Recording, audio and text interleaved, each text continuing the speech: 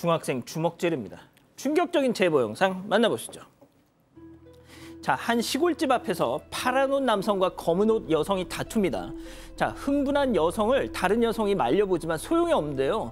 자, 급기야 남성을 향해서 물을 뿌리고 심지어 대야를 막 던지면서 싸움은 점점 더 과열됩니다. 그런데 자, 주변을 어슬렁거리는 저 남자아이 주목해주세요. 어른들 싸움을 계속 지켜보고 있는데 자, 그러는 사이 두 사람은 멀찍이 저렇게 떨어져서 싸움이 끝나는가 했는데 바로 그때 목장갑을 낀 저 남자아이 갑자기 남성을 향해서 남성을 향해서 저 어슬렁어슬렁 거리더니 갑자기 주먹을 날립니다. 자, 한 번 더 날립니다. 자, 파란 옷 남성은 맥없이 뒤로 넘어지고 마는데요. 자, 놀란 두 여성이 급히 달려오고 자, 흥분했던 그 여성이 아이고 이놈의 자식 막 등을 후려쳐 보지만 그러거나 말거나 끼고 있던 장갑을 벗어 휙 던지고 그냥 가버립니다. 자, 영상 속 쓰러진 분은 70대, 때린 저 아이는 중학생. 자, 제보자는 쓰러진 분의 따님입니다. 어르신은 결국 돌아가셨습니다. 이게 어떻게 된 상황이죠? 네, 지난 13일 오후 5시 40분쯤 전남 무안군 현경면에서 벌어진 사건입니다. 제보자 부모님은 7년 전에 이곳으로 이사를 와서 이웃집과 아주 돈독하게 잘 지내왔다고 합니다. 방금 영상에서 보신 여성 2명이 바로 이웃 모녀고요. 옆에서 어슬렁거리던 남자아이는 16살 중학교 3학년으로 그 집 손자라고 합니다. 당시 친정집에는 아버지 혼자 계셨다고 하는데요. 나중에 이야기를 들어보니까 아버지가 얼마 전에 이웃집에 반찬 그릇하고 프라이팬을 선물로 줬대요. 그런데 무슨 이유에선지 이웃집에서 그 선물을 돌려보냈다고 합니다. 그래서 아버지가 다시 쓰라면서 갖다 줬는데 이때 아버지가 좀 섭섭한 마음이 들었나 봐요. 안 쓸 거면 다시 내놓으라고 하려고 이웃집에 갔던 걸로 보입니다. 그런데 이제 제보자 아버지한테 보신 것처럼 물도 뿌리고 밀치고 거칠게 행동을 한 건데 그런데 갑자기 그 집 손자가 목장갑을 끼고 나타나서 아버지한테 주먹을 2차례나 날린 겁니다. 그런데 그 충격으로 두개골이 골절이 돼서 뇌출혈로 지난 17일에 돌아가셨습니다. 세상에. 아니, 오랫동안 한 동네 사는 이웃집 할아버지를 중학생 녀석이 더군다나 고인도 저 중학생 녀석이 어렸을 때부터 꼬마 때부터 다 봐왔을 거 아닙니까? 맞습니다. 초등학생 때부터 봤던 거가 충격이 더 크다고 하고요. 사망을 하셨죠. 사망 진단서를 떼는 과정에서 경찰에 이제 신고를 했습니다.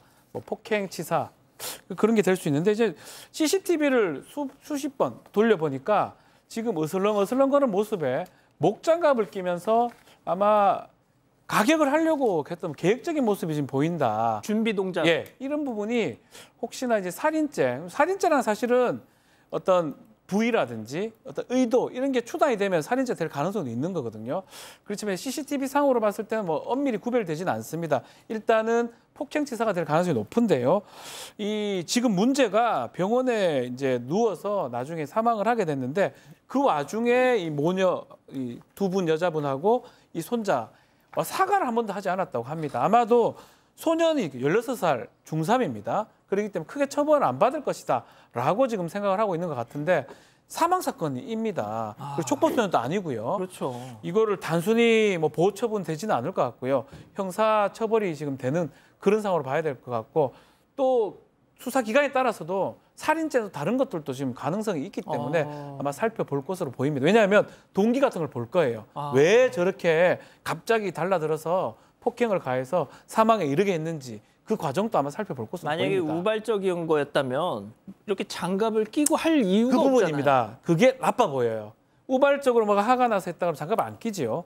그러면 우발적인 어떤 폭행이나 이런 부분인데 계획적으로 처음부터 의도된 것인지 막 그런 부분들을 경찰이 조금 더 들여다볼 것으로 생각이 듭니다. 그렇군요. 저희가 지난해 10월에 반장픽에서 전해드렸던 제보 사건이었습니다.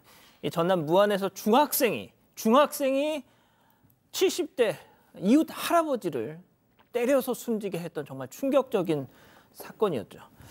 자, 그 고인의 따님께서 추가로 또 저희한테 연락을 주셨는데 이 가해 학생 측 그 가족들의 태도가 너무너무 화가 난다.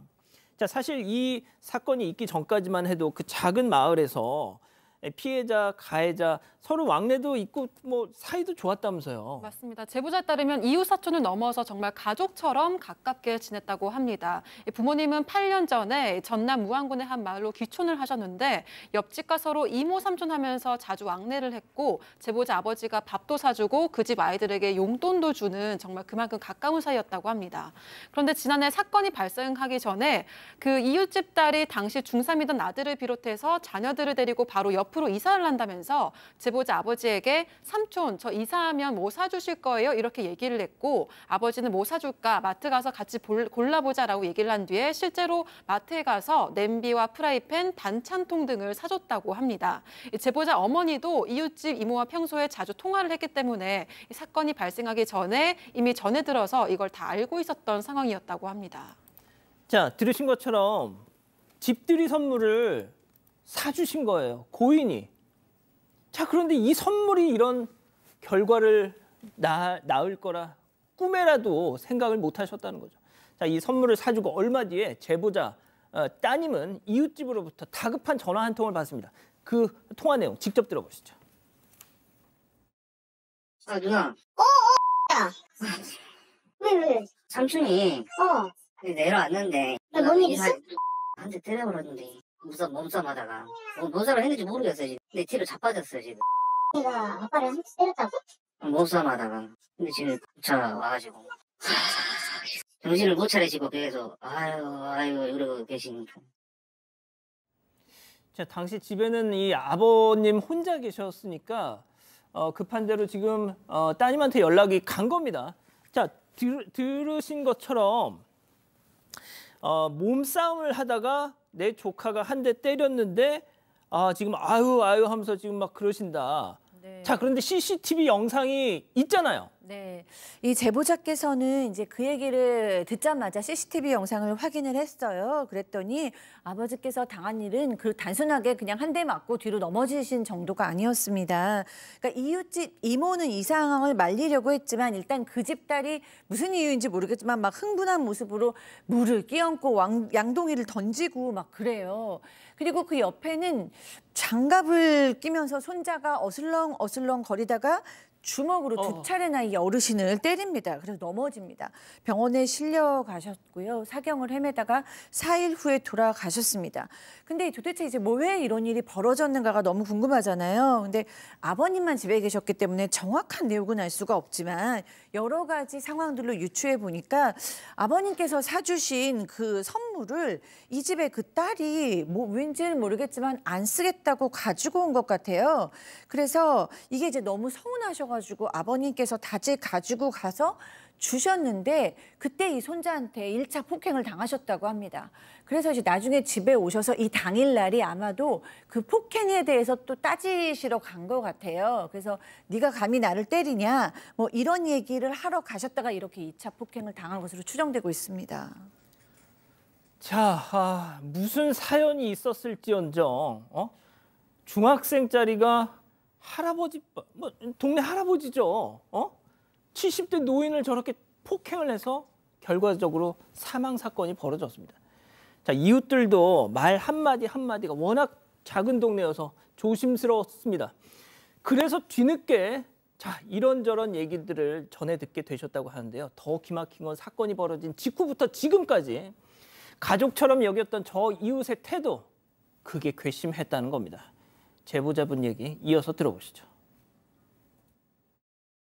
가해자 엄마랑 가해자 외할머니랑 병원 앞으로 와서 30분 얘기한 게 전부였어요. 자식 잘 키웠어야 되는데 자기가 잘못했다. 자, 외할머니도 내가 손지 새끼 잘못 키워서 뭐 어쩌고저쩌고 뭐 뻔한 얘기를 하죠. 돌아가신 후에 한 번도 뭐 연락도 없었고 찾아오지도 않았고 그 사람들은 벌써 변호사를 선임했었더라고요. 저희는 뭐 신고할 그런 것도 없었는데 이미 그 사람들은 제 형량 깎을 연구만 하고 있었더라고요. 그래서 너무너무 괘씸한 거예요. 무한 내려가기 전에 사건반장에 제보를 했었던 거예요. 방송이 나가고 나서 마주쳤는데 하는 얘기가 그렇게까지 했어야 됐냐고, 왜 언론에 저기를 했냐고, 변호사를 통해서 또 막을 수는 없냐고 그런 것까지 알아봤다고 하더라고요.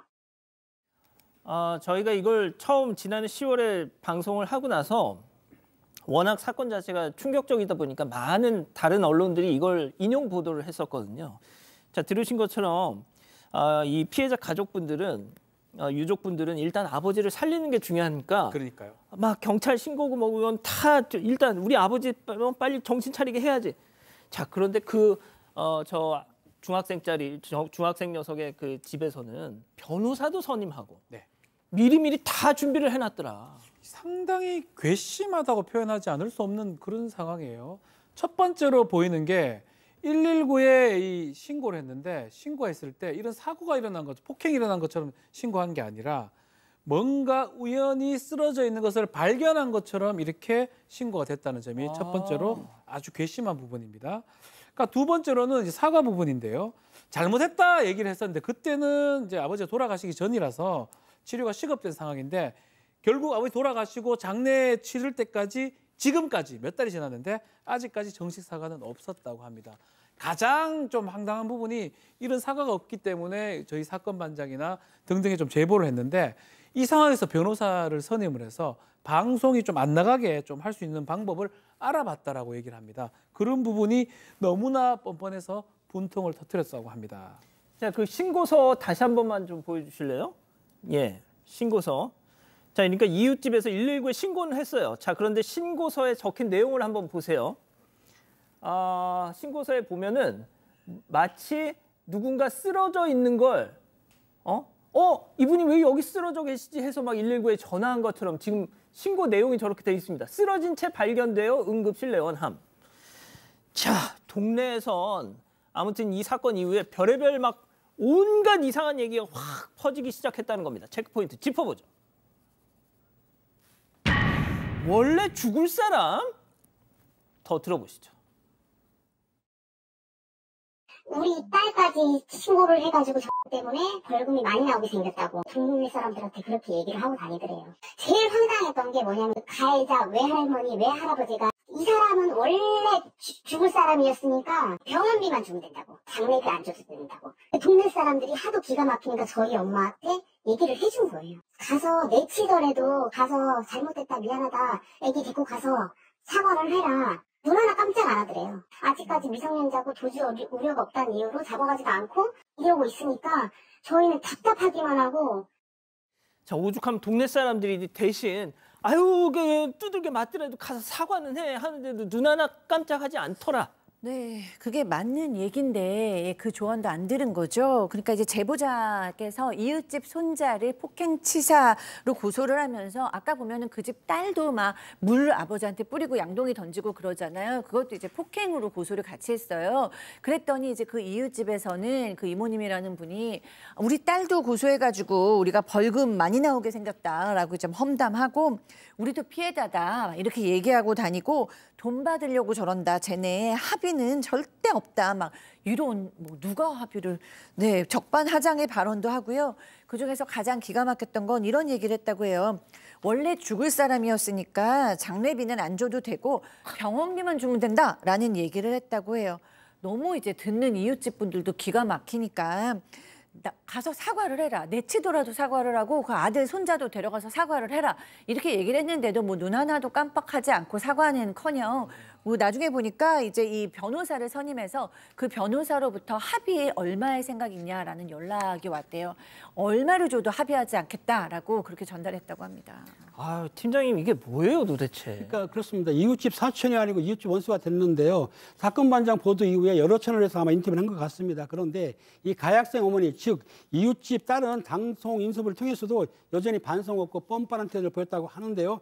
자기 아이를 감싸면서 우리 아이가 그 정도로 미치지 않았다. 저희 부모랑 친한 거지 우리랑 친한 거 아니잖아. 라고 하면서 왜 저렇게까지 하는지 모르겠다. 이런 말도 했고요. 방송이 나간 이후 가해자 어머니는 추정되는 인물이 댓글을 통했다고 합니다. 댓글을 통해서 우리를 매장시키려고 한다. 우리 가족 힘들고 우리 애는 더 힘들다. 말조심들 하라면서 이렇게 적극적으로 항변했다고 하는데 아마 제보자 입장에서는 이 같은 피해자 가족들이 이제 허위 소문을 인해 가지고 좀 본질이 왜곡되고 사실과 무관한 내용이 퍼지고 있기 때문에 아버지 명예가 훼손되는 거 아니냐 이렇게 고통을 호소한다고 합니다. 자, 지금 보시는 저 댓글이 가해 학생 어머니로 추정되는 인물이 이 사건 그 방송 유튜브 클립에 저런 댓글을 단 겁니다. 추정입니다. 우리를 매장시키려고 한다. 우리 가족도 힘들고 우리 애는 더 힘들다. 당신들 댓글 함부로 달지 말아라. 말 조심해라. 네, 이렇게 보입니다. 일단 폭행치사에서 지금 상해치사로 변경을 했어요. 폭행은 그냥 살짝 물리 형사였는데 사망한 거. 상해는 때려서 상해를 입히려고 했는데 사망한 거. 좀 차이는 있긴 합니다. 근데 문제는 이제 살인죄 부분입니다. 예. 미필적 고의한 살인죄가 성립할 수 있는지, 죽일 의도가 보이는지, 아니면 죽일 어떤 의사가 있고 죽여도 상관없다, 용인하는 태도가 있는지 이 부분인데 가능성은 전혀 없는 건 아닙니다. 지금 보면 이 당시 만 15세긴 한데 예. 복싱을 했었어요. 아. 상당히 어떤 주먹이라든지 이런 것들이 좀 운동을 했기 때문에 좀 돼 있고 계획적이에요. 목장갑을 끼고 맞아요. 주위를 맴돌다가 폭행을 행사하는 모습이 가격한 모습이 보이거든요. 덩치도 상당히 더 크고요. 이런 것을 봤을 때는 살인죄의 미필적 고의도 사실 인정될 수 있는 게 아니냐. 또 1차 폭행 후에 안면을 가격한 부분들, 이런 부분들을 좀 얘기를 하고 있는 상황이고 한 12,000명 정도가 엄벌 탄원서에 지금 동의를 하고 있다고 합니다. 근데 문제는 예. 구속영장 기각됐죠. 예. 고등학교 진학했어요, 지금. 지금 학교를 학교 다녀요? 갔어요. 그래서 과연 이게 맞느냐. 피해자는 지금 사망했는데. 그래서 너무 억울하고 분통이 터진다고 합니다. 자, 일단 이 가해 학생은 지금 현재 고등학교에 진학을 했습니다. 지난해는 중학생, 그리고 해가 바뀌어서 지금은 고등학교 1학년. 이걸 유족들이 보고 도저히 분통 터져서 못 살겠다 하시면서 저희한테 다시 연락을 주신 겁니다.